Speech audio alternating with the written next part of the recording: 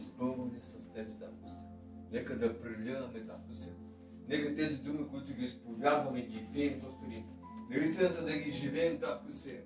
Когато се молим и да хвалим, Господи, нека да бъдем изцяло предадени на Тебе, Татко. О, Татко, ние се поканваме, Татко се. Благодарим, че надокосваш, Господи. О, раката машината разсяга. О, Господи, ева свято души. Изпълни ни, Татко се, в името на Исус. Амин.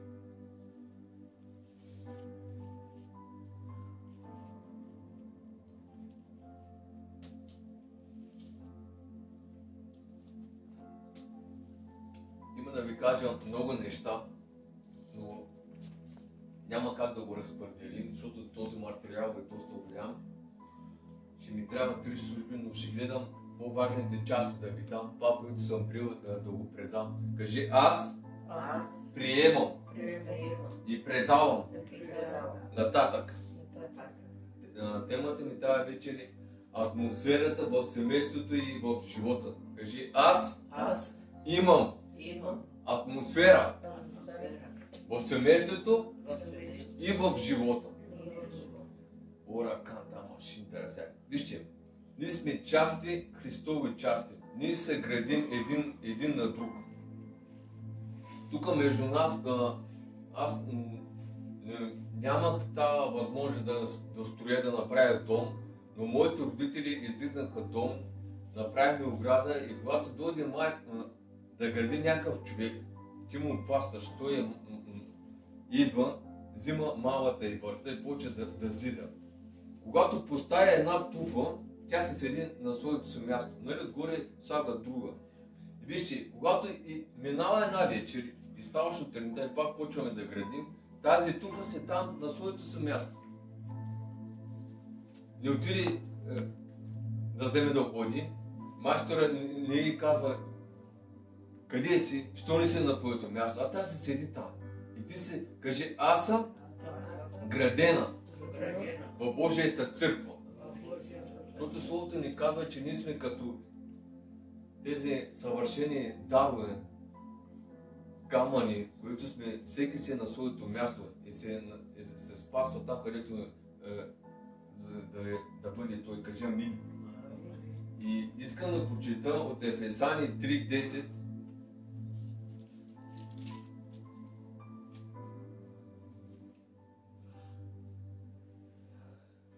Кажи, камъка се тежи на своето място. Затова, че не е хубаво много, нали, да ни прескачаме служение, да сме радвани в църква, защото, вижте, когато Исус възкресе, отиде в небесата при своят си Отец, преди да ги изпрати Святия Дух, в 50-ти святия всички бяха в единство. И това беше в неделя, кажи, неделя стават чудеса. Вижте, чудесата всеки представа. Но имаш един ученик, който му стана много приятно име, Тома, неверника, който не повярва. Вижте, учениците бяха събрани в стаята. Когато Исус дойде между тях, Тома не беше там. И какви бяха думите на Тома? Ако не видя, не повярва, ако не сложа ръката си в раните му или в бърдото, няма да повярвам. Затова, че кажи, аз съм винаги в служение, в църква. Защото когато дойде Исус, ако ти не си тук, няма как да получиш. Няма как да бъдеш благословен. Кажи амин. Това неверника не беше там. Затова заради него Исус дойде втори път, да може да повярва. Затова, когато ние се събираме, Божието присъствие е тук. И много добре ме хареса сестра, когато се събираме, ние винаги трябва да издигаме, кажи, всяка една вас е дадена от Господа. Вижте, хората казват, че нали, ние, евангелската църква, вече сме 35 години, откакто имаме тази свобода, откакто са повярвали. За 35 години станаха много чудесни знамения, но няма изградени лидери, мъже, които да бъдат истински. Всеки си гледа своята църква, своите си хора, своята доминация, своя, кажи, целта ни е единството, любовта. Ора, Ефесяни 3:10. Миро, Араклямс? Ай, чете. Така че на небесните началства и власти да стане позната сега чрез църквата многообразната премъдрост на Бога. Амин. Та на небесната началства и власти да стане позната сега чрез църквата многообразната мъдрост на Бога. Нека да кажем амин. Тук апостол Павел пише към своето послание, своето си писмо към Ефесяни, този град, който имаше църква, и казва: всеки път нека църквата да бъде позната в света. Кажи: аз съм Божия дъщеря. И Бог казва тук, че чрез тази мъдрост, чрез тази църква, когато ние се събираме, вижте, когато ние сме в едно, сме в църквата, сме събрани, когато ние се молим, знаете, че ние имаме сила да победим всяка една нечиста власт, която е над нас. Павел каза: познавам един човек, който беше на първото небе, второто небе и беше над небесата. Над небесата е трона на нашия Отец. До него седи нашия и Господ Исус Христос, който в момента ходатайства за тебе и за мен. Но църквата ние издигаме в името на Исус Христос. И ако ти имаш проблеми и нямаме разбирателство на работа или на частта и власти, всяка една тъмна сила е, вижте, има първо небе, второ небе и трето небе. Но вижте, първото небе, ние сега го виждаме с очите ни. В първото небе има облаци, има слънце, има луна, нали така? Второто небе има нечисти сили. И когато стане нещо, когато има неправилно, когато църквата издигаме нужда, нашия град, нашия квартал, селата, когато ние се молим църквата в единство, искаме кемета да дойде на покаяние, всяка една власт да спре корупцията, началника работа. Вижте, когато ние се молим, и знам, че чухте много пъти, когато се молим за една нужда, когато една сестра отива на работа или ние отиваме на работа, викаме: началника стана друг. Нали така? Бог му обръща в сърцето. Това става чрез молитвите на... Кажи: чрез молитвата на моите сестри и на моите брати. Затова Словото казва, че всеки има да подложи хваление, песни, молитви, нужди. Първата църква се събираха. И първата църква, когато бяха в единство и когато се молиха, вижте, нечестивите сили, църквата беше бита и ги убиваха. Бяха запани заради името на Исус Христос, заради вярата. Но когато първата църква бяха в единство, и Словото казва, че издигаха светиите, и апостол Йоан, по откровение видя нашия Исус Христос, когато отиде над небесата, когато падна и се молише и ревеше, каза: няма достоен ни един, който да разчупи печата. Когато видя нозете и краката на Исус Христос, раните му, Исус отиде до него. Вижте, но има една друга картина, искам да ви дам. Искам да се представите тези 24 старци. Как постоянно викат: да бъде слава, слава, слава на нашия Отец. Осана, осана, осана на веселите. Вижте, святе, святе, святе. Защо викат тези 24 старци? Те бяха избрани от Господа. И Бог им позволи. Бог позволи своето си сърце. Позволи своето си любов. Да го видят тези хора. И непрестанно да му издигат името, да казват: свят си, свят си, свят си. Защото такава съвършена святост, такава милост, такава любов, такава чистота няма никъде. И такова хваление, което над небесата. Ние в днешно време искаме в църквата да имаме хваление, поклонение. О, раканта, машинта, раса. Бог не гледа това. Не гледа с коя песен го издигаш. Бог гледа твоето сърце. Когато ти го разчупиш, когато ти пееш от дълбините на сърцето, когато ти си пораснала и ти жертваш, поставяш го твоето сърце, твоята хвала даваш го на него, хвалиш него, няма значение с коя песен ще го издигаш. Защото ти си израснала вече. Ти не си като моята дъщеря, която на 4 години да иска своето си.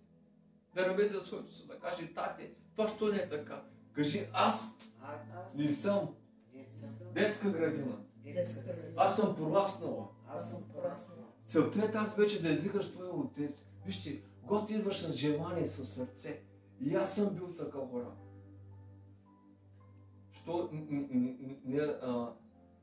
от моите песни, що пастора не каза здравей, здрасти. Вижте, когато ти си израснал, когато имаш любов, ти не гледаш тези неща. Когато ти си в тази атмосфера, когато ти си човек на мира, на освобождение, на благодата, на любовта, ти гледаш, когато отиваш там да занесеш Божия авторитет, Божията сила, да закараш Божия мир, да имаш сила, освобождение чрез теб, да дадеш мъдрост, съвети. Но как става, когато ти се пълваш със Святия Дух, когато ти си в Неговата църква, когато ти постоянстваш, когато чуваш Словото, вижте, над небесната началство и власт да стане познато сега чрез църквата, многообразната премъдрост на Бога. Вижте, апостол Йоан имаше един храм, Диана, тази богиня на любовта. Този храм, там ставаха много нечисти неща. Голям разврат имаше, прелюбодейство, мъж с мъж, жена с жена, правяха много неприлични неща. Имаше бусто и в този храм беше всичко свободно. И тази атмосфера в този храм, те там отиваха и даваха жертва на тази богиня. И те се покланяха за това. И те мислеха, че те са благословени. Ора, канта, машинта, расям. И целият град имаше такъв дух. Но когато апостол Йоан отиде там, чрез силата на Святия Дух, влезе в този храм, изговори думи и пророкува. Знаете ли какво стана? Този храм се разпадна. Пропадна. Хората напуснаха целият град, избягаха, преместиха се в друг град. И там се направиха храма. И там не стана нищо. Всичко падна. Вижте, толкова бяха предани, толкова голяма сила. Кажи, аз имам атмосферата, помазанието, което е дадено на апостолите. Ора машинта расай. Когато ти имаш апостолско помазание, пророкуваш, декlarираш, вижте, пасторската молитва е винаги, когато издига Господа, какво Бог направи за тебе, как не обича Христос, как търси своите овце. На пастора той се нуждае да закара своето стадо до зелени треви, да може да има храна. Но вижте, апостола има дразновение, има молитва и пророкува. Вижте, защо бяха бити гоните 12-те апостоли на Господа? Защото бяха изцяло предадени. Имаха сила, имаха атмосферата от Бога. Сега ще ви закарам в Йоанна, 12 глава, 3 стих.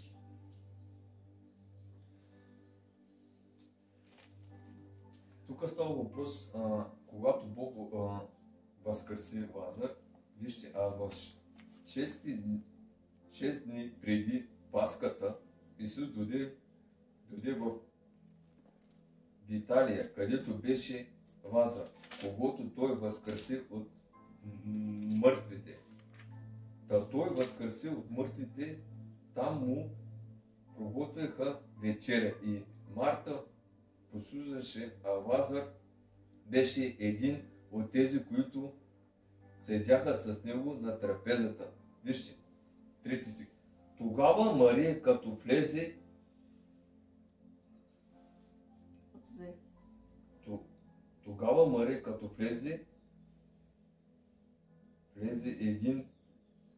като взе 1 литър миро от чиста и скъпоценна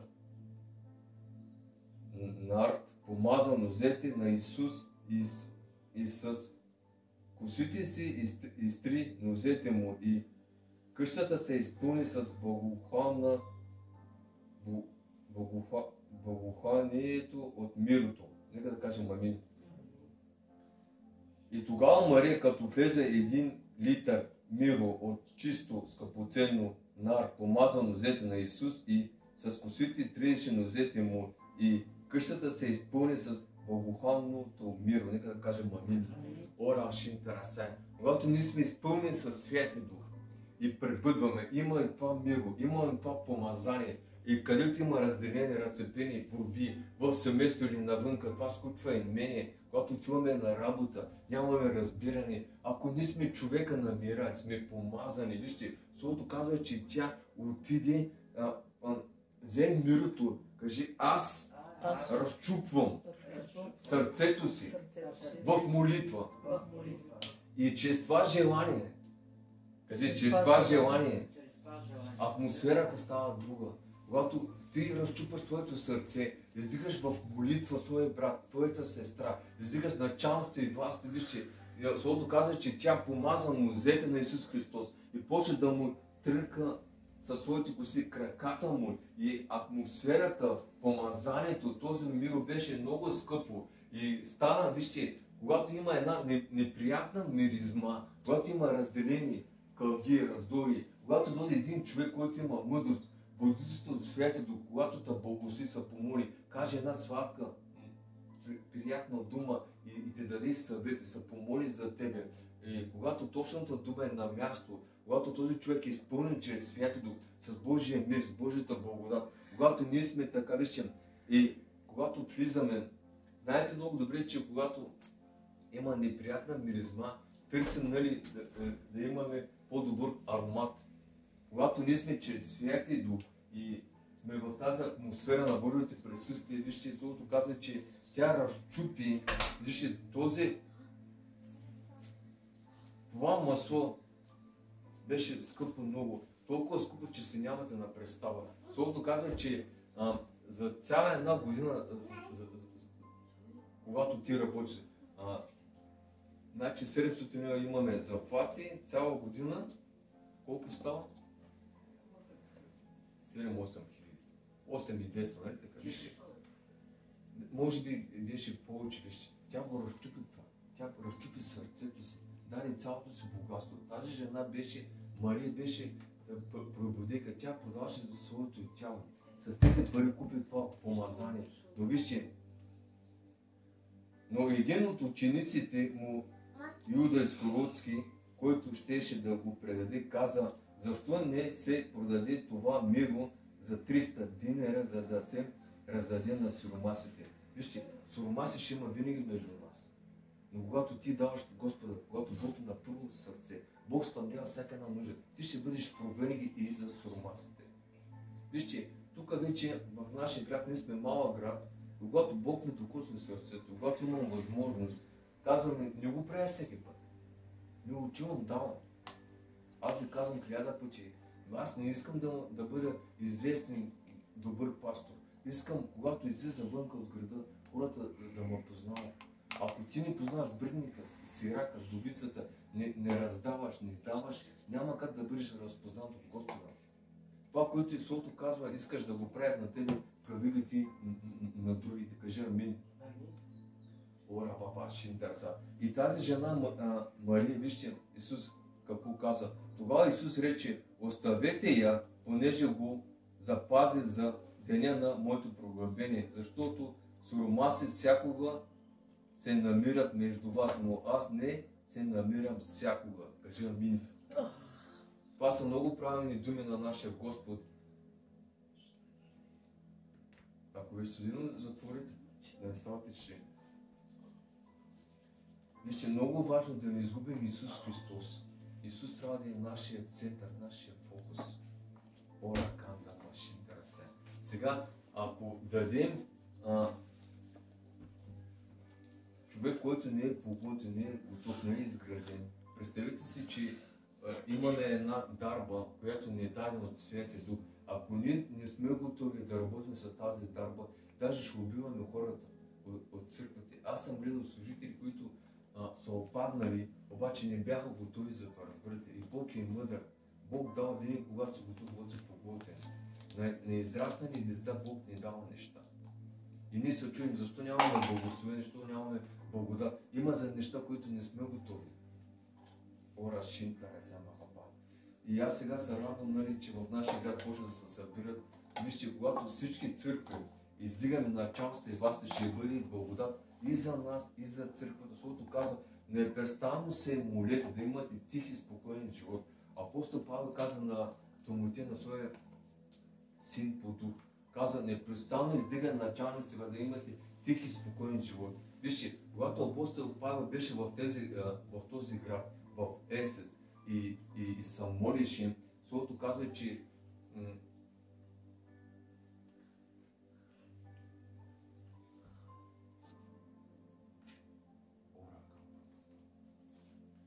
когато фанаха един път, вижте, да убиват апостол Павел, когато църквата издига началниците и власти, защото казва, че кмета на града, на Рим, управител отиде освободи Павел. И той не отиде в смърт. Но когато Павел премина, и той пак беше убит в Рим, обаче не беше в мандата на този кмет, а беше в друг мандат. Когато Павел отиде, премина при Господа и стана апостол Йоан, стана пастор на църквата и той водеше църквата в Ефес, защото казва откровение, че имаха гонение църквата. И затова апостол Йоан отиде в затвора, каже, благодаря за всяка на вас. Вижте, ако не беше затвора, ако апостол Йоан не беше затворен там, нямаше как да имаме това откровение.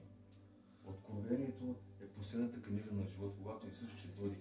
Бог там откри много неща, които са открити чрез Бога, чрез Святия Дух. И апостол Йоан беше в затвора.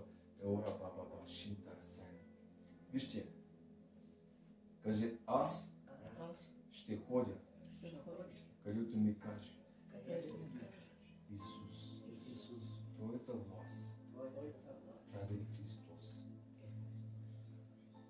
Когато Петър предаде Господа, защото казва, че докато не попее петела, тръпите, ти ще се отречеш от мен. Това го каза Исус. И като чу петела, Петър погледна го и почна да реве. След това се възнесе и му каза, нали, че ще дойде Святия Дух. И те бяха лидери, той беше помазан. Но имаше един момент, когато църквата нямаше водителство. И Петър каза, аз отивам да ловя риба. Остави своите си, брат. Много често ние сме така. Когато сме добре, нямаме нужди, нямаме проблеми. Когато съгрешаваме, когато нарани казваме, остави тази църква. Аз ви казвам, че когато ти си част от църквата и си на твоето място, няма как да е твоето стол да бъде празен. Туфата седи на мястото. Когато зида майстора, когато идва сутринта, тя си е там. Той почне да гради пях. Не казва на тази туфа, о, върни се, ява тук. Тя се седи там. Ти си част от тази църква. Ти изграждаш Божия храм. Ти издигаш Божия авторитет. Ти издигаш Божията сила. Сега ще го върна пак. И Исус дойде при Петър и му каза, Петре, обичаш ли? Той каза, да, Господи. Любиш ли ме ли повече от теб? Каза, да, Господи. Защото казва, че се разплакал, когато го попитя 3 пъти. Пази моето стадо. Ти си отговорен за твоя брат, за твоята сестра. Може да не си затъмван, може да не си фалителка, но ти имаш силата да издигаш своите деца, своята църква, да се молиш за твоя брат, за твоята сестра. Чрез твоите молитви ти правиш щит. Дявола няма вас върху този дом. Гледаш моята нужда, моя проблем. Ти се молиш. Ора, ба. Вижте, Исус му каза, Петре, когато ти беше млад, твоето желание, твоето сърце, ходеше където искаш ти. Много чувство, аз съм така да ви кажа честно. По-добре е да взема чантата, да ида някъде да слуша. Но кажи, аз съм призован на това място. Исус му каза, Петре, когато беше млад, ти ходеше където искаше твоето сърце. Но когато устарееш, сам ще дадеш твоите ръце. И някакъв друг ще бъдеш воден чрез Святия Дух. Не където искаш ти, а където искам аз. Кажи, Моите ръце са ръце на молитва. Моите ръце ги води Исус. Ти не можеш да водиш с Исус. Исус трябва да води тебе. Ти не можеш да фанеш Исус да водиш с Господа. Господ да води тебе. Господ умря за своята си църква. Господ даде живота си за своята еклесия, за своето царство. Много често ние искаме да водим църквата, лидерите, искаме да е както на нас да е. Това, знаете как се нарича? Душевно християнство. Това не е истинска вяра. Защото казва, за една година трябваше да станете учители.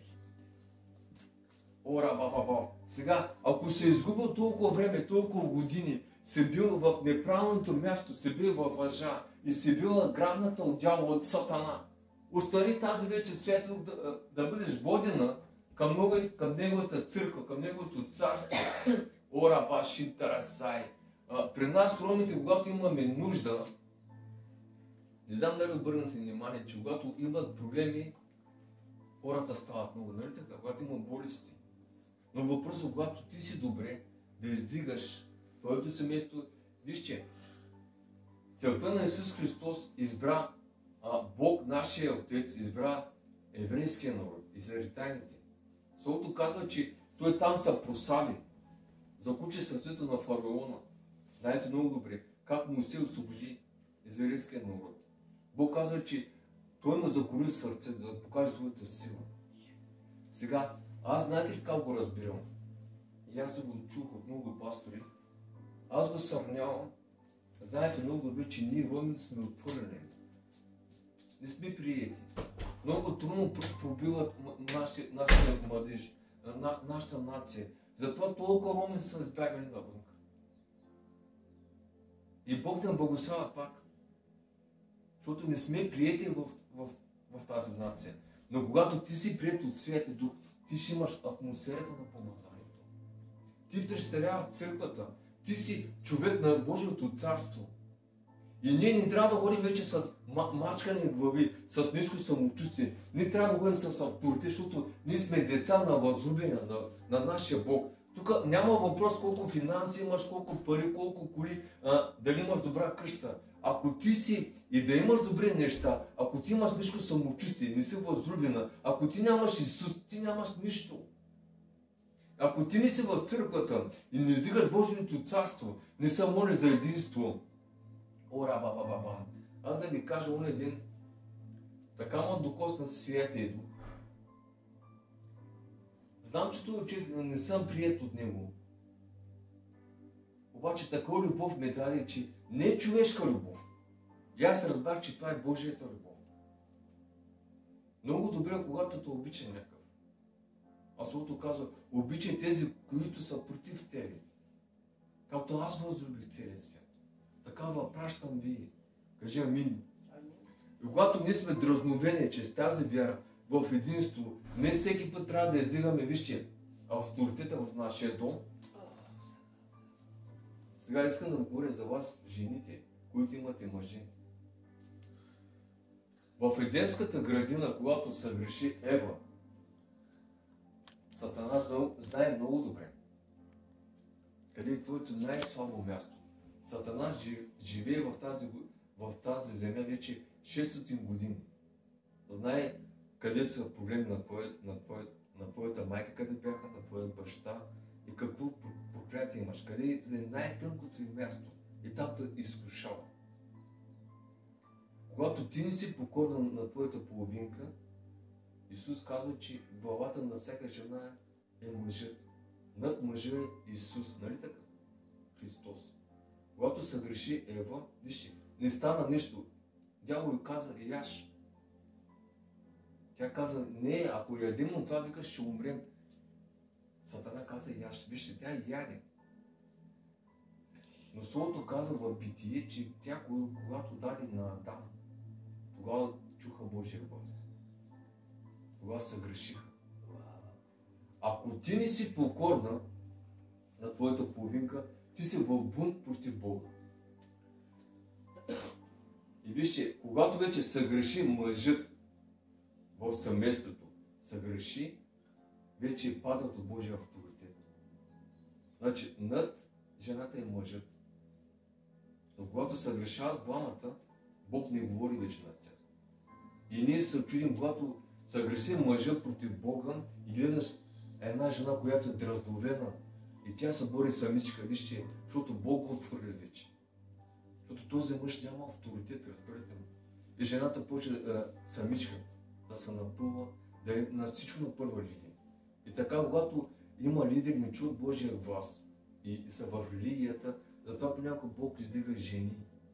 Но жена трябва да бъде покорна на мъжа си. Ако тя не е покорна на мъжа си, тя е бунт против Бога. Когато мъжа се грешава, това семейство няма помазание, няма благодат. Кажи амин. Въпросът искам да вече да разбера, че трябва да имаме мъдрост, да бъдем осветени нашия ум, да разберем да сме хитри като змията, но не злобли като гълбите, нали така? Хубаво да сме мъдри, разумни. Хитростта, вижте, хитростта на Сатана, когато ти си мъдър и разсъждаваш върху тези думи и чуваш Словото и го изпълняваш. Вижте, в Стария Завет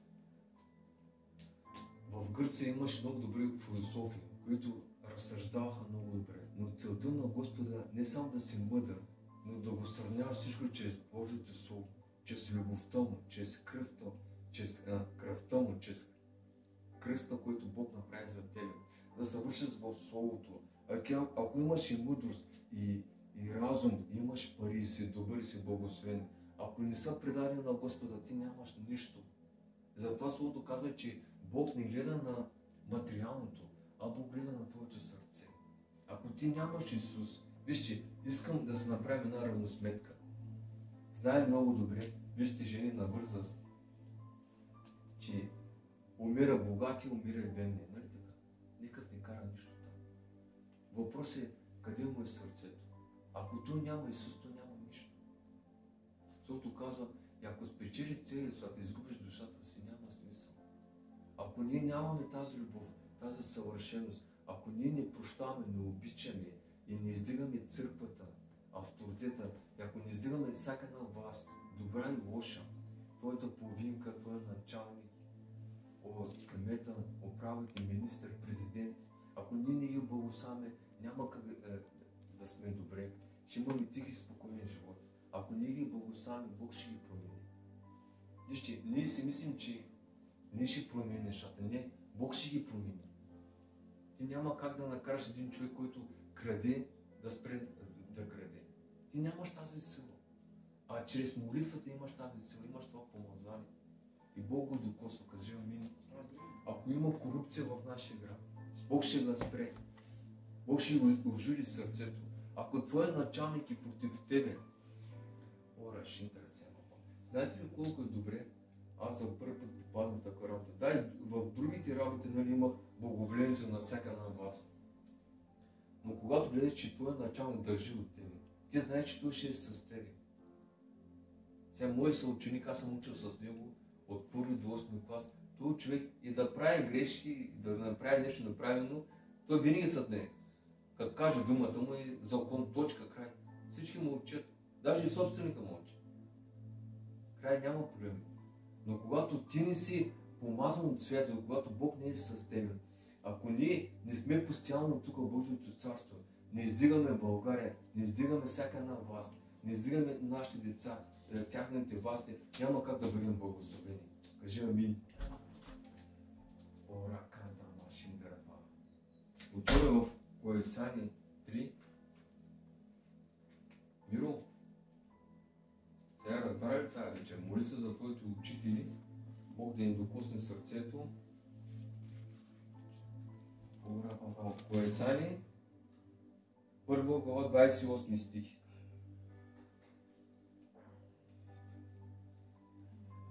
Него ние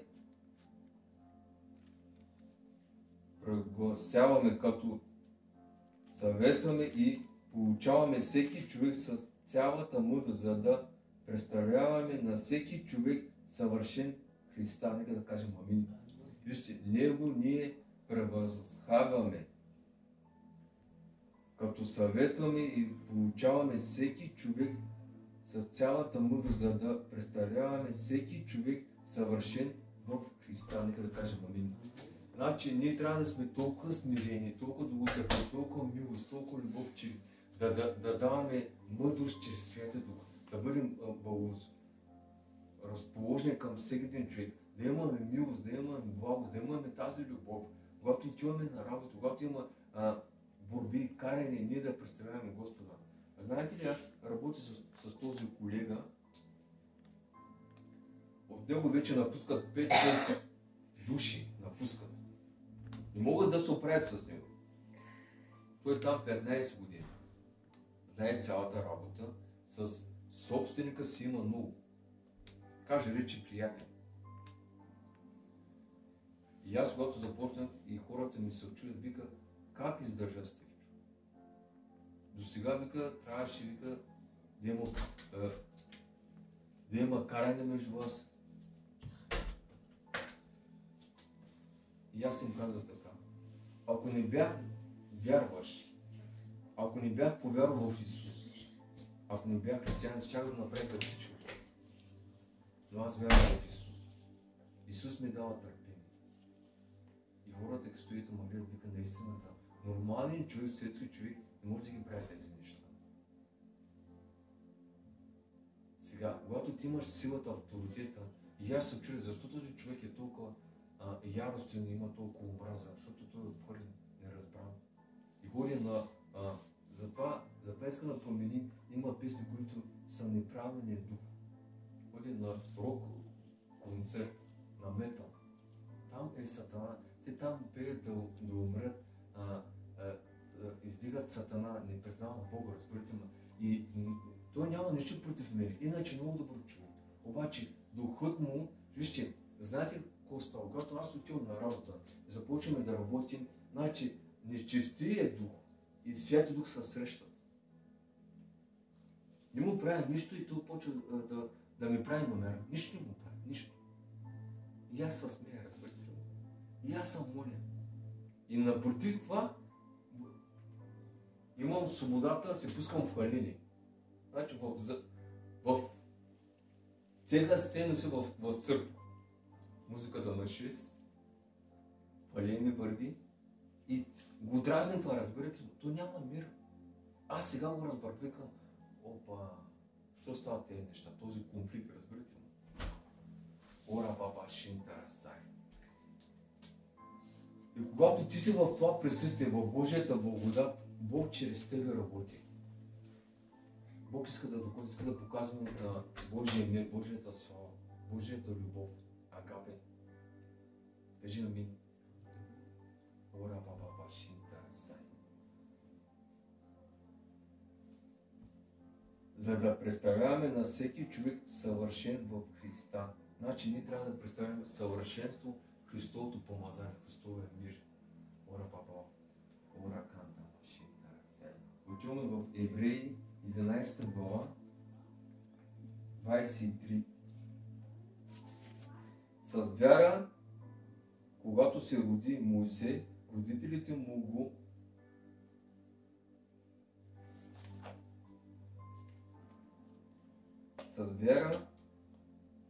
когато се роди Моисей, родителите му го криеха 3 месеца, защото видяха, че беше красиво дете и не се бояха от царската заповед. Кажи амин. Вижте, този фараон, този цар даде заповед всички бебета, които са новородени, да бъдат убити. Но вижте, с вяра този Моисей, който освободи Божия народ, който Бог чрез него работи. Кажи, Бог използва хора. С вяра тази жена, тази майка го криеше 3 месеца. Обаче знаете, че като стане на 3 месеца, той почва да реве, да плаче, вече се чува. И с вяра тази жена, знаете какво направи? Взе, как му виха мамо? Себе ли? Как му виха? Взе коша, помаза го с...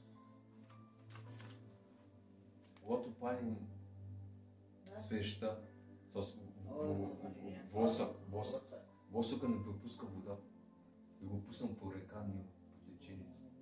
И това бебе, знам, че сте гледали в филми, отива при дъщерята на фараона. И тя го усиновява. И той е естествено там с Божия мир, с Божията благодат. И Моисей, когато порасва, беше най-тихия, най-кроткият човек. И най-голямата мъдрост беше в него. Когато почнаха да имат карани, борби, евреите, той отиде да освободи своя един брат. Обаче са подразни и уби един човек. И го скри. Когато отиде на втория ден, защото той беше като принц, имаше авторитет. Когато отиде пак да смири евреите, и другия му каза, и мене ще му убиеш ли, като другия. Той от страх избяга. И 40 години Моисей беше в пустинята. Паше се овцете на своя тъст. Там служение създаде семейство, видя кабината как гори и заекваше така като мене. И Бог му каза, че ще го използва. Той каза, Господи, аз съм тежко говорещ. Бог му каза, ще изпратя Арон да говори чрез тебе. Вижте, когато ти си призован в Божието царство, в Божията църква, няма как да избягаш от твоя призъв. Вижте, Бог ни дава свобода. Ние сме изкупени. Кажи, аз съм платена, изкупена. Но сега искам да разбереш едно. Но Бог ти дава свободна воля. Ти избираш. Бог не е навален. Ти си изкупена, ти си платена чрез кръвта на Исус. Ти си спасена. Но когато ставаш сутринта, аз в молитва ви казах, че ние избираме да заспим, но не може да избереш кога да бъдеш събудена. Ти умираш всеки ден. Кажи, не аз живея, а Исус живее в мен. Христос живее в тебе. И когато ти станеш сутринта, ти избираш на къде да фаниш, кой път. С Бога, Божия мир, с Божията благодат. Когато правиш кафето, ти избираш коя компания да избираш, какво да правиш с тези ръце, каква дума да излиза от тебе. Ти трябва да ведеш твой дух. Словото казва, че Божия дух се покорява на пророците. Вижте, Святия дух не се покорява. Знаете ли какво направих? Отидах на един в дълбок извор. Имахме едни брати, които бяха с мен, брат Асен и Дани. Ама аз толкова вече бях запален в духа, дар на вяра, желание вече, се пуснал в духа, че не мога да контролирам нещата. Като почна да полагам ръце, станаха чудеса издания. Хората се освободиха. Фащам ръце, се церят, крака, къси стават романи, хората в шок. Влизат още и ги докосват помазанието, от вратата още, отвънка. Нали, бях в духа. Но това не беше правилно. Имахме гости, имахме горовител, който ще говореше. И брат Дани ми каза, Стечо, ти трябва да въдеш твой дух. Но вярваш, че всеки може да го прави това. Отиваме в тази църква, домашната група пак станаха чудеса за мен. И брата ми каза, Стечо, видя ли сега колко е мъдро? И аз мога да ги направя тези неща. И Бог чрез мен работи. Но оставих да водиш ти нещата, Бог да използва тебе, да служиш ти. Вижте, има неща, които са много тънки. Обаче ние не можем да ги разберем. Но когато ти си пораснал в духа, ти вече усещаш нещата. Ти вече имаш контрол над себе си. Ти владееш духът си в тебе. Сега избираме кога да говорим на езици и да спираме, нали? Аз вярвам вие, че сте изградени. Има църкви, които даже не приемат говоренето на езици още. Хората с години наред нямат кръщение в Святия Дух. Жена ми го питат миналата година, аз не чух, вика, в нашата църква да се говори на езици. Но когато ти си предаден в Святия Дух и ти си в единство, кажи, аз обичам всички. И Бог ти дава мъдрост. Когато ти си воден от Святия Дух, ти избираш. Сега като се прибереш, коя програма да пускаш, кой филм да гледаш. Кажи, аз чувам думите на Святия Дух. Не пускам BTV, пускам християнска телевизия. А дарят срайно филм и ги. Амин. Божия мир да